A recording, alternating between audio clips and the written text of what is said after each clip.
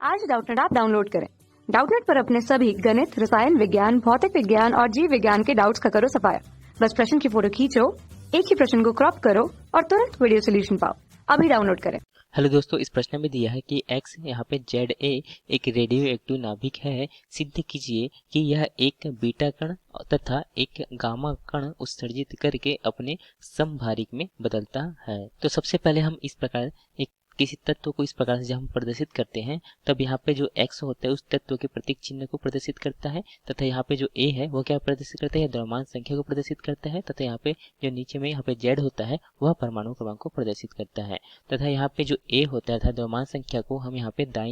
यहाँ पे बाईं ओर या हम ऊपर में दाईं ओर भी लिखते हैं। तो किसी भी तत्व का जो द्रव्यमान संख्या जो होता है वह उसके नाभिक में उपस्थित प्रोटॉनों की संख्या तथा न्यूट्रॉनों की संख्या का योगफल के बराबर होता है, तथा जो परमाणु क्रमांक होता है वह नाभिक में उपस्थित प्रोटॉनों की संख्या के बराबर होता है, तथा उदासीन परमाणु में यह इलेक्ट्रॉनों की संख्या के भी बराबर होता है।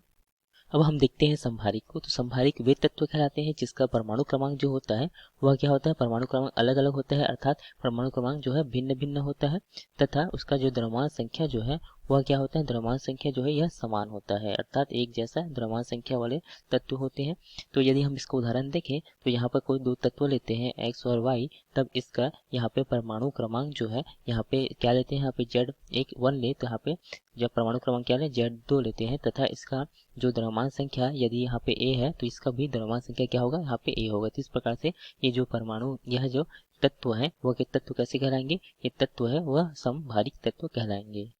द्रव्यमान संख्या समान है, इसका अर्थ यह हुआ कि उसमें प्रोटॉनों तथा न्यूट्रॉनों का जो योगफल है एक तत्व का और दूसरे तत्व के यहाँ पे प्रोटॉनों तथा न्यूट्रॉनों की संख्या का योगफल के बराबर होगा। तो इस प्रकार से उसका द्रव्यमान संख्या क्या होगा, समान होगा।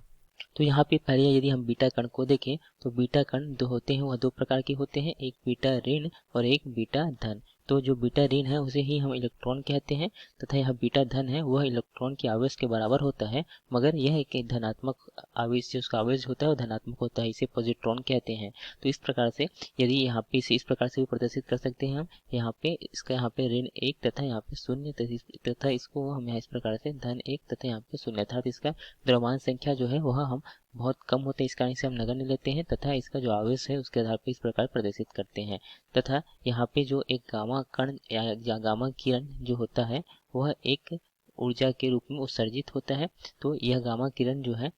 वह इसका यदि द्रव्यमान संख्या तथा इसका आवेश जो होता है वह लगभग 0 के बराबर होता है, अर्थात ये आवेशहीन तथा द्रव्यमानहीन हम कह सकते हैं। यह विद्युत चुंबकीय तरंग के रूप में उत्सर्जित होता है। तो यहाँ पे यदि हम देखें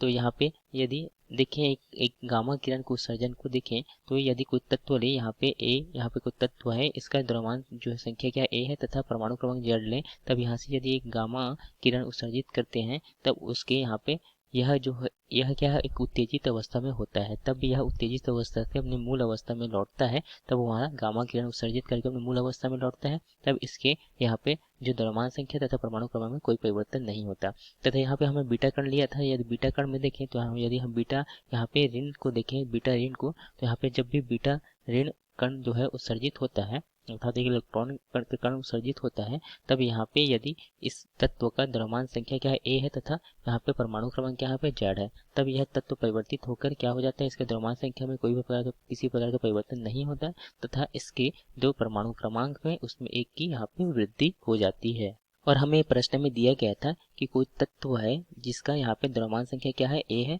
तथा परमाणु क्रमांक Z है,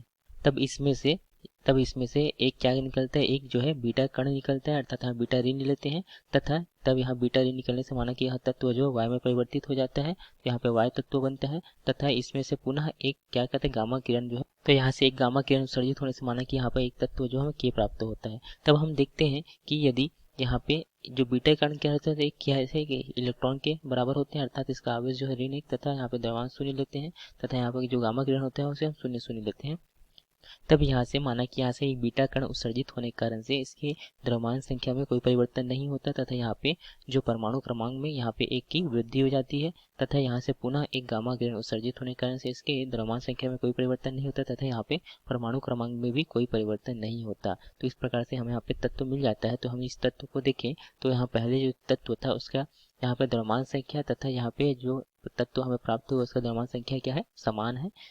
इस कारण से यहाँ पे समभारिक होगा तथा यहाँ पे इसका जो परमाणु क्रमांक है वह कैसा है, अलग अलग। इस प्रकार से हम कह सकते हैं कि जो प्राप्त यहाँ पे तत्व है वह कैसा तत्व है, यह समभारिक तत्व है। इस प्रकार से हमने यहाँ पे सिद्ध किया जो प्राप्त तत्व है हमें यहाँ पे समभारिक है, यही हमें कहा गया था प्रश्न में। धन्यवाद। कक्षा 6वीं से 12वीं से लेकर नीट, IIT, JEE वो एडवांस के लेवल तक 1 करोड़ से ज्यादा छात्रों का भरोसा। आज ही डाउनलोड करें डाउटनेट ऐप या व्हाट्सएप करें अपने सारे डाउट्स 8400 400 400 पर।